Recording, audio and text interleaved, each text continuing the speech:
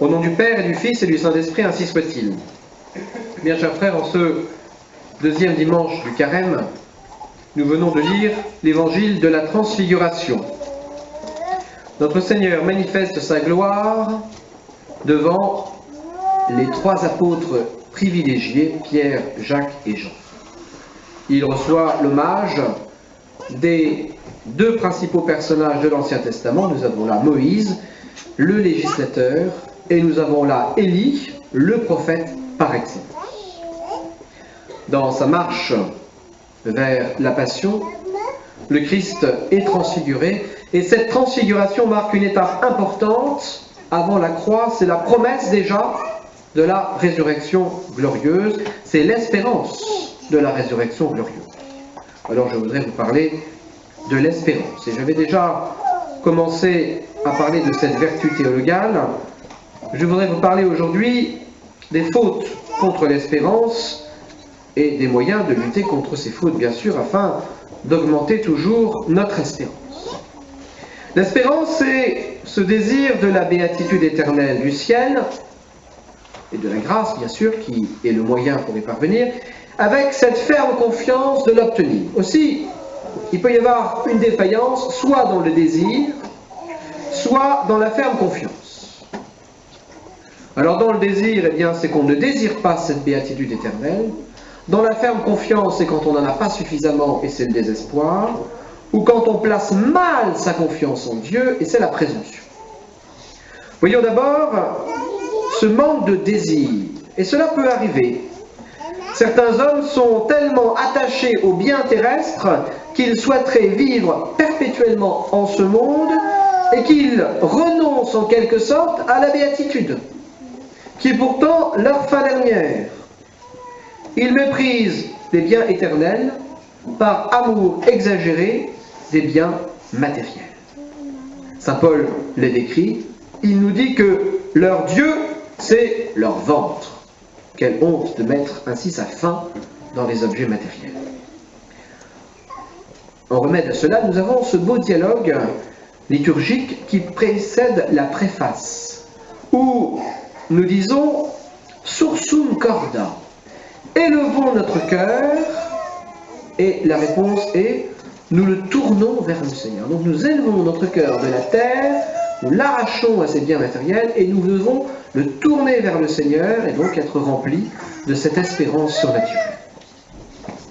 Voyons enfin les défauts qui concernent la ferme confiance. Soit on n'a pas cette ferme confiance, soit malheureusement on place mal cette confiance et c'est la présomption. Voyons d'abord ceux qui manquent de ferme confiance, ceux qui renoncent à l'espérance du ciel, qui renoncent aux moyens d'y parvenir, qui ne pensent plus pouvoir obtenir la rémission de leurs péchés, qui ne pensent plus pouvoir obtenir la grâce de vaincre des mauvaises habitudes peut-être solidement ancrées. C'est le désespoir. Péché grave parce qu'il constitue une grave injure à un attribut essentiel de Dieu, la bonté de Dieu et sa miséricorde. Quelles sont les causes possibles de ce désespoir? Cela peut être d'abord ce que les théologiens appellent l'ascédie. L'ascédie, c'est un certain dégoût des biens spirituels. On n'en a plus envie. On trouve la vie chrétienne trop pénible et comme insupportable. Voilà une première cause de désespoir. Petit à petit, on se laisse envahir par ce découragement qui finalement devient un dégoût et se transforme finalement en désespoir. Cela peut être également l'habitude invétérée du mal, qui effectivement, petit à petit, peut nous plonger dans le désespoir. Ou encore un péché particulièrement horrible que nous avons commis, et les démons se servent de cette faute pour nous faire tomber dans le désespoir. Nous avons là particulièrement le cas de Judas, qui était pourtant un apôtre, choisi par notre Seigneur, qui a trahi son maître et qui n'a pas cru qu'il pouvait obtenir la rémission de ce péché, alors qu'il pouvait très bien l'obtenir. Il y a parfois aussi parmi les causes du désespoir le scrupule, cette difficulté spirituelle à avancer. Celui qui a du scrupule pense qu'à chaque fois qu'il agit, il fait mal. Cette tendance à la mélancolie, à la déprime, qui peut mener à la dépression, et en fait, le désespoir, c'est une sorte de dépression spirituelle. Parfois aussi, ce désespoir peut être une épreuve permise par Dieu pour éprouver l'âme. Nous avons ici le cas de saint François de Sales, alors qu'il était étudiant en théologie à Paris, qu'il avait une vingtaine d'années. Il étudiait ce difficile problème de la prédestination à travers des maîtres comme saint Augustin et saint Thomas d'Aquin, donc il étudiait ces grands auteurs dans ses études. Et le démon, eh bien, lui envoya une terrible tentation de désespoir, travailla à le faire entrer en désespoir. Et pendant 6 semaines, ce jeune homme perd l'appétit, perd le sommeil, perd toute joie de vivre, et se traîne misérablement, à tel point qu'il fait pitié à ses camarades et à ses maîtres, qui craignent même pour sa vie. Il va être délivré de cette tentation un jour qu'il pénètre dans une église à Paris, Saint-Étienne-des-Grès, et qu'il prie auprès de Dieu, et il prie auprès d'une statue de la Sainte Vierge. Et là, il y avait un petit carton avec une prière imprimée, c'était le Souvenez-vous, composé par Saint Bernard, et il récite avec un grand abandon cette prière de Souvenez-vous, et il est instantanément délivré de cette terrible tentation de désespoir qu'il avait éprouvée pendant si longtemps. Les remèdes donc à ce désespoir, c'est la considération de la bonté de Dieu et de la miséricorde de Dieu. C'est, comme on l'a vu pour saint François de Sales, une grande dévotion, une tendre dévotion envers la Sainte Vierge Marie. C'est une grande confiance en notre Seigneur qui est mort sur la croix pour notre salut. Alors peut-être que nous ne tombons pas dans le vrai désespoir, qui est cette perte de l'espérance théologale, mais peut-être que parfois nous sommes tentés par le découragement. Alors c'est évidemment un peu moins grave, mais c'est également très nuisible pour notre âme. Cela abat nos forces spirituelles, cela enlève tout élan et tout enthousiasme. Et si nous sommes tentés par le découragement, il faut lutter contre cette tentation. Alors bien sûr, les temps sont difficiles, mais c'est une raison supplémentaire de cultiver la vertu d'espérance.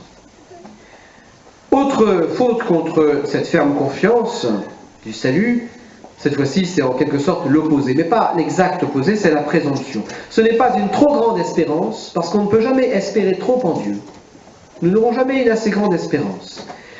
Saint Thomas d'Aquin explique dans sa Somme théologique que la présomption n'implique pas un excès d'espérance, du fait qu'on espère trop de Dieu, non. Mais elle vient du fait qu'on attend de Dieu ce qui ne convient pas à Dieu. On attend mal, si vous voulez. On attend ce que Dieu n'a pas promis, tout simplement. On attend dans le désordre. Soit c'est celui qui s'appuie sur ses seules forces pour rester fidèle et obtenir le salut. Et là, nous avons l'exemple d'un autre apôtre, Saint Pierre. Alors que notre Seigneur prédit que les apôtres l'abandonneront, Saint Pierre lui dit « Non, tous pourront vous abandonner, mais pas moi !» Et en disant cela, il s'appuie sur ses propres forces, sur son affection naturelle pour notre Seigneur Jésus-Christ. Et notre Seigneur lui dit « Eh bien, c'est lui-même, tu me trahiras. » Et c'est vrai, il l'a trahi. Ou alors, l'homme espère ce qui va contre la sagesse et la justice de Dieu. Il espère, par exemple, être pardonné de ses péchés sans aucune pénitence, c'est la présomption. Ou alors il espère la gloire du ciel sans avoir acquis aucun mérite ici-bas. Il y a donc diverses manières de pécher par présomption. Il y a celui qui veut donc se sauver par ses propres forces, sans le secours de la grâce, et c'est un petit peu l'erreur du pélagianisme dans les premiers temps de l'Église, ce qui sous-estimait l'importance de la grâce. Il y a ceux qui veulent se sauver sans les œuvres, avec la foi seule, ou qui veulent obtenir la rémission de leurs péchés sans pénitence. C'est l'erreur des luthériens, la présomption des protestants. Il y a ceux qui renvoient leur conversion à plus tard. Bien sûr, il faut se convertir, bien sûr, il faut faire pénitence, mais pas aujourd'hui, demain. Et demain, ça sera encore demain. Et finalement, on n'y arrivera jamais. C'est la présomption, et ceux qui font ça risquent mort de mourir dans leur péché et de manquer le ciel. Nous avons ici l'exemple d'un saint martyr qui s'appelle Saint Expédite et qui est représenté avec une croix à la main. Et sur cette croix, il y a marqué « Odie », ça veut dire « aujourd'hui ». Et puis à ses pieds, il y a un corbeau. Et en fait, le corbeau, son cri, c'est « crasse ». Pour les latins, c'est des crasses. Nous, c'est croix, mais pour les latins, c'est des crasses. En latin, ils disent crasse. Et crasse, en latin, ça veut dire « demain ». Donc sur la croix, il y a marqué « aujourd'hui ». et le corbeau à ses pieds dit « demain ».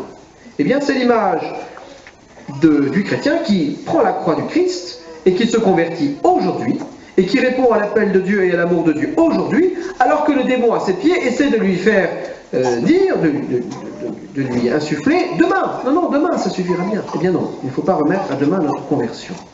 Celui également qui s'enhardit à pécher à cause de la facilité avec laquelle Dieu pardonne, c'est la présomption.